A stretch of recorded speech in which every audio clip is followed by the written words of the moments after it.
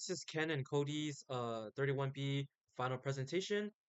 We did it on quantum physics, and our topic is going to be about lasers. As a general overview, lasers are based on the quantum mechanical process of stimulated emission, and it takes advantage of the quantum properties of atoms that absorb and radiate particles of light called photons.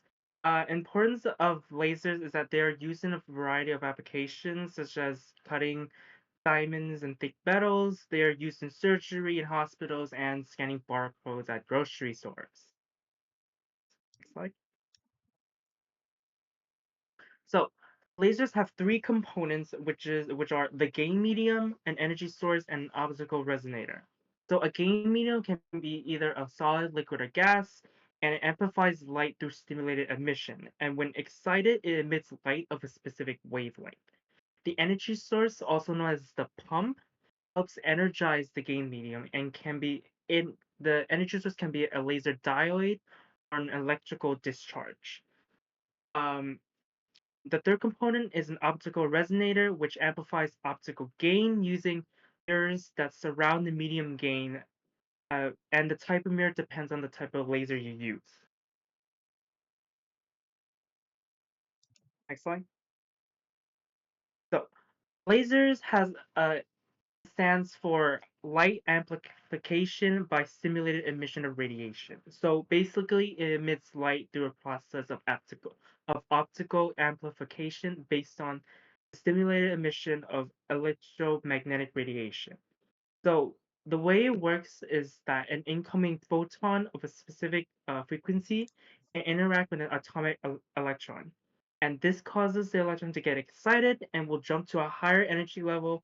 However, it will not stay in the higher energy level for a long time and jumps back to the lower energy state or the ground state, which is more stable and thereby it emits light.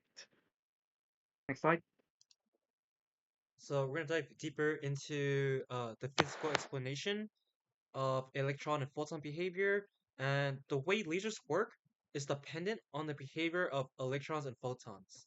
The main process is called stimulated emission, which it's a process of incoming photon of a specific frequency interacting with an excited atomic electron, causing it to drop to a lower energy level. So here I listed out the steps of how it works. It usually starts with an excited electron encountering a photon with energy matching the energy difference between excited and its lower state. The electron will then be stimulated, and then it would drop to a lower energy state and emit a second photon. And keep in mind, excited photons returning to a lower energy state will create a photon. This emitted photon has the same wavelength, the phase, and the direction of the stimulating photon. And this would result in all photons having the same wavelength, and it would produce a coherent laser, which is just a single laser.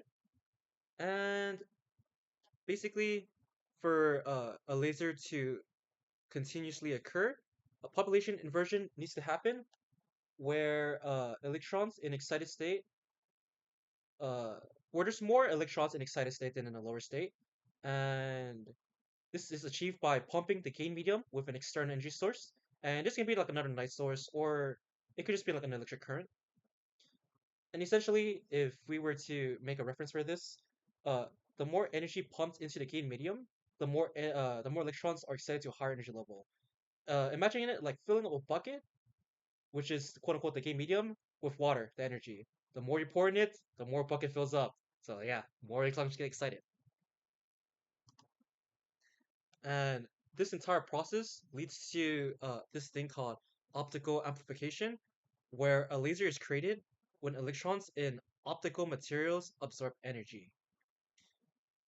A beam of photon moves in the same direction as the exact wavelength that's amplified by the gain medium, and essentially it's like an initial photon triggered by the spontaneous emission. It stimulates other excited electrons to emit more photons, and then this like kind of leads to like a cascading effect of large numbers of photons being emitted, and once again, all same wavelength and phase. And then the wavelength is determined by the amount of energy released when excited photons fall into a lower orbit. And the main function of a laser is actually based off the material, where you can call it the optical cavity, which is like a cylinder with mirrors on both sides of the material.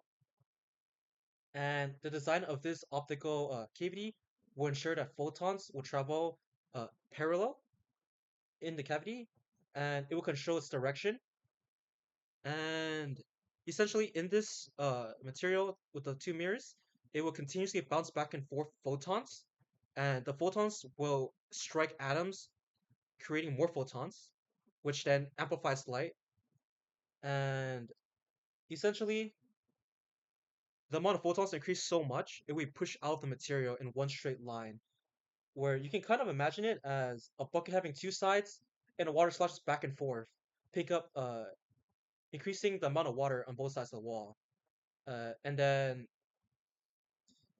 yeah, eventually, the photons, aka once again related to water, will conduce into a single beam and can only splash in one direction, and that's essentially a laser.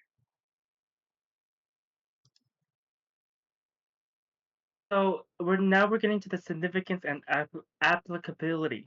So in current applications, lasers are used in medicine such as surgery for eyes and skin, and for manufacturing. And so in order to improve like the use of lasers because they are super dangerous, you can choose a resonator configuration that meets the stability criteria that minimizes the mode volume and the losses. And we can also adjust the output coupling to balance the output power and the threshold. And we can also use shorter focal lengths to create a more focused beam with a smaller spot to achieve greater accuracy. Um, and since they are very dangerous, you should never aim a laser at a person or reflective surface because it might put someone in danger, and you must always wear protective eyewear so that the laser will not harm uh, your eyes and you won't go blind. Next one. And that's basically it. Right. And Yeah, here are references, and yeah, that's our presentation.